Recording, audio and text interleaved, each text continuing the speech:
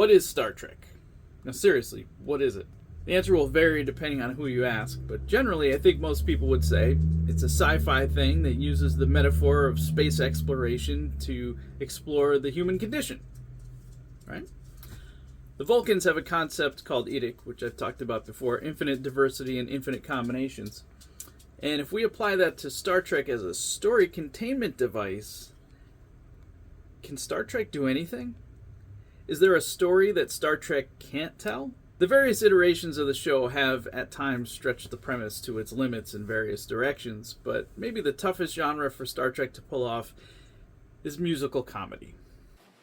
You're a cutie full of charm. Is it because we as Trekkies, Trekkers, etc. lack a sense of humor? Maybe some of us are taking things a little bit too seriously at times, but I don't think that's it. Is it because the humor is poorly written? You're so high!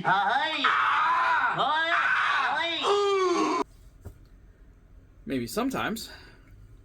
But people were legit nervous when Lower Decks was announced. There was a lot of doom posting about it being sacrilegious or disrespectful or something.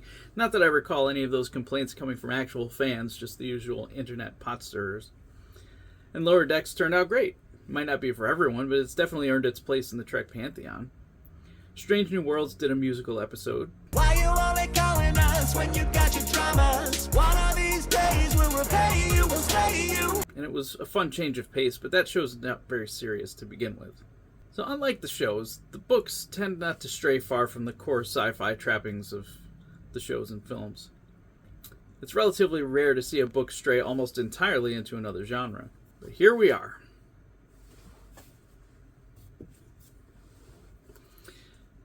How Much for Just the Planet by John M. Ford.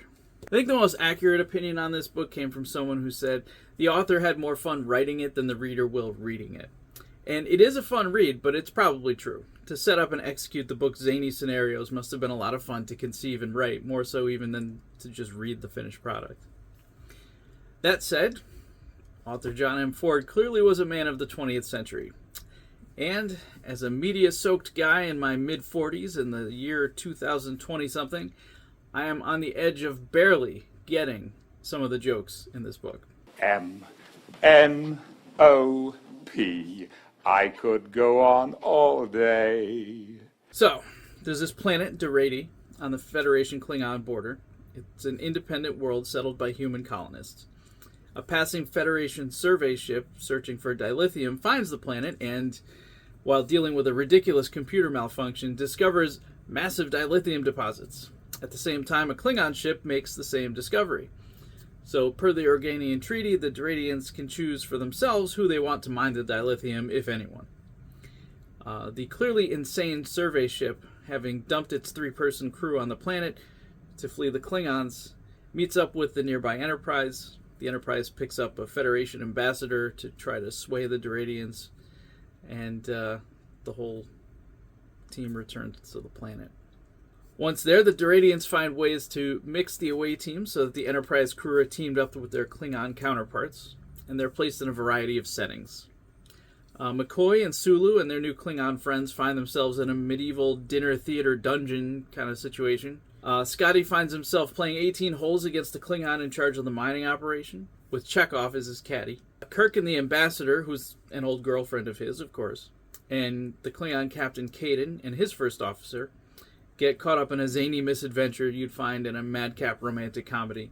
And Uhura, paired with a Klingon communications officer with a strange obsession for old Earth movies, they find themselves in a kind of detective film noir situation. Spock stays on the ship.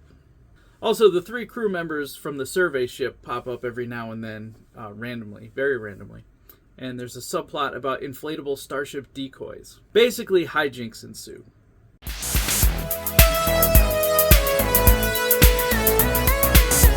If you're enjoying this video, why not buy my book?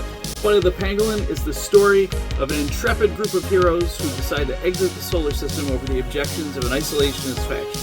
There's actually a lot more going on than that. There's space pirates, a giant spider for no reason, all kinds of other things. Buy it now online wherever you buy books or at our website, www.thepangolinrepublic.com. You can also get fun t-shirts and random other stuff if you want.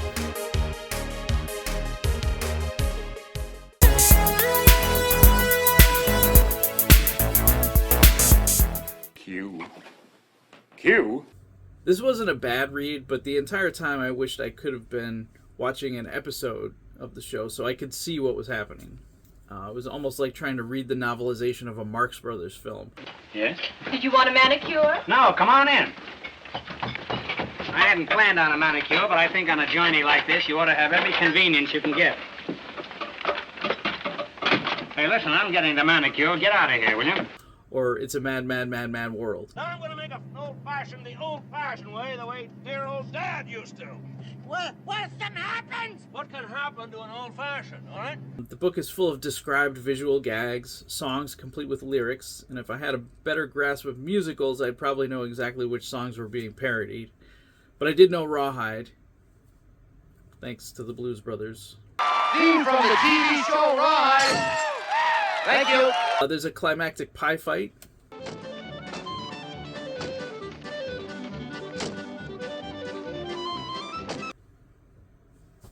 I felt like if the book had come out earlier than the 80s, I could have believed that this was a rejected script for the show that ended up finally becoming a book. There's a bunch of references to other authors who are friends with Ford throughout the book. Can you find them all? Some you might not want to find now. There's some fun Easter eggs to look out for, is all I'm saying. John M. Ford was a really great writer, and he does a fantastic job of conveying the movie he had running in his head onto the page. But I feel like this book will resonate less and less as time goes on. Unless there's some kind of huge 20th century comedy musical revival, which I don't see happening, but you never know. The humor and references are dead on accurate, but growing more dated each year the book sits on the shelf.